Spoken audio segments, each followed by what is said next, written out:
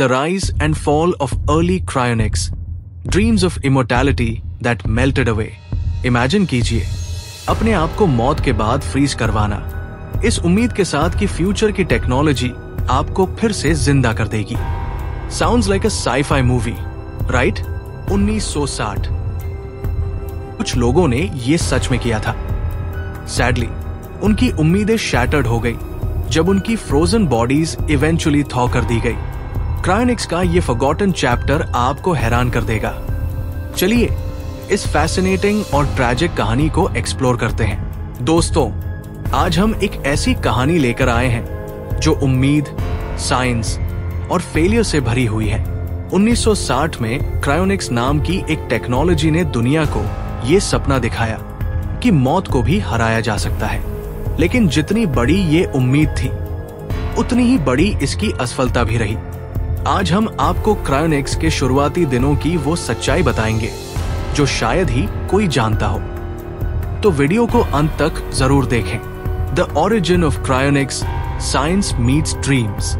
Cryonics की शुरुआत 1960 में हुई, जब साइंस फिक्शन से इंस्पायर होकर कुछ साइंटिस्ट्स और ड्रीमर्स ने यह सोचना शुरू किया कि क्या इंसान को मौत के बाद फ्यूचर में रिवाइव किया जा सकता है.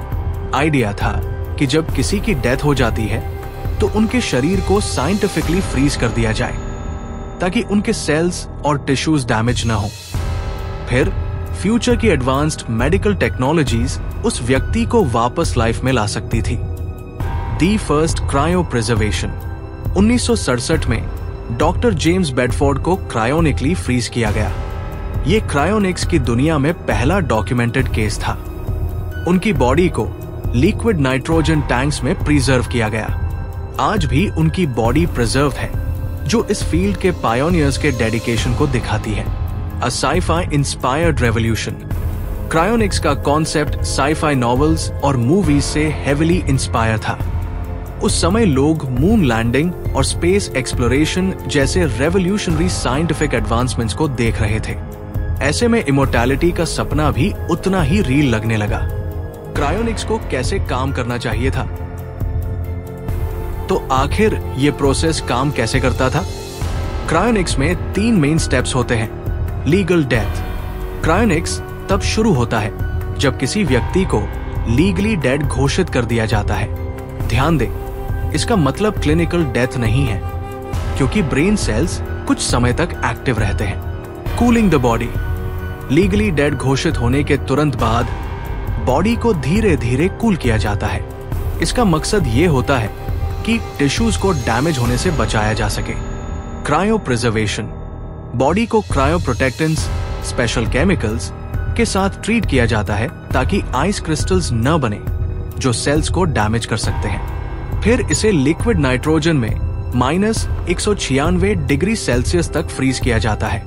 साउंड्स सिंपल, लेकिन उस समय की टेक्नोलॉजी इस प्रोसेस को सस्टेन करने में सक्षम नहीं थी. यही से शुरू हुई प्रॉब्लम्स.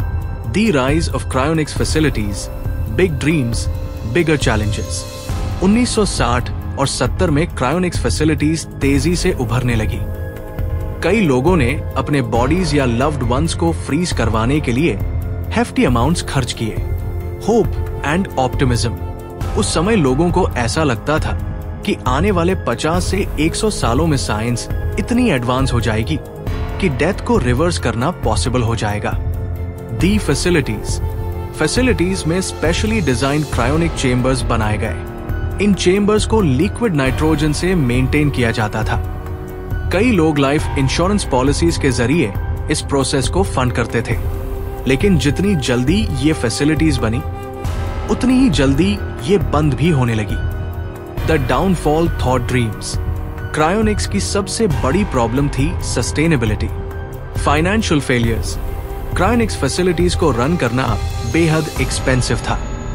इलेक्ट्रिसिटी, लिक्विड नाइट्रोजन और मेंटेनेंस के खर्चों ने कई फैसिलिटीज को बैंकरप्ट कर दिया.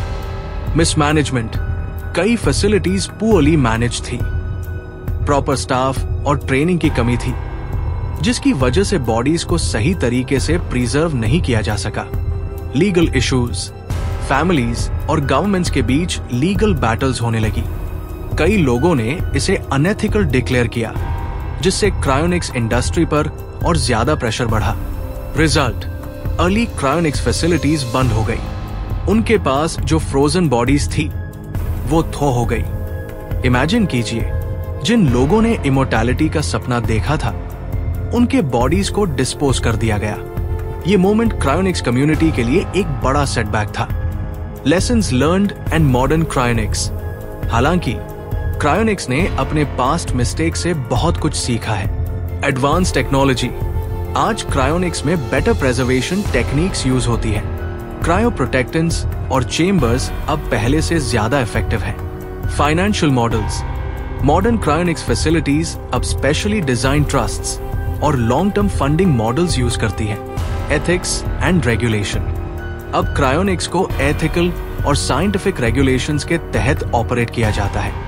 लेकिन एक सवाल अभी भी बाकी है, क्या हम फ्रोजन बॉडीज को रिवाइव कर सकते हैं? साइंस अभी वहां तक नहीं पहुंची है, लेकिन सपोर्टर्स मानते हैं कि फ्यूचर की नैनो टेक्नोलॉजी और रीजनरेटिव मेडिसिन इसे पॉसिबल बना सकती है।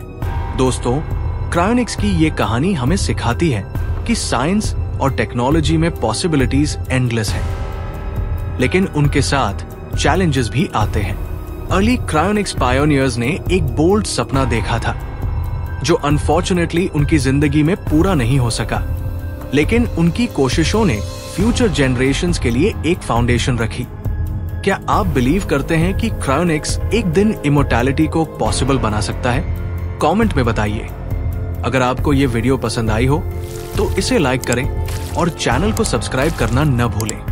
मिलते हैं अगले वीडियो में।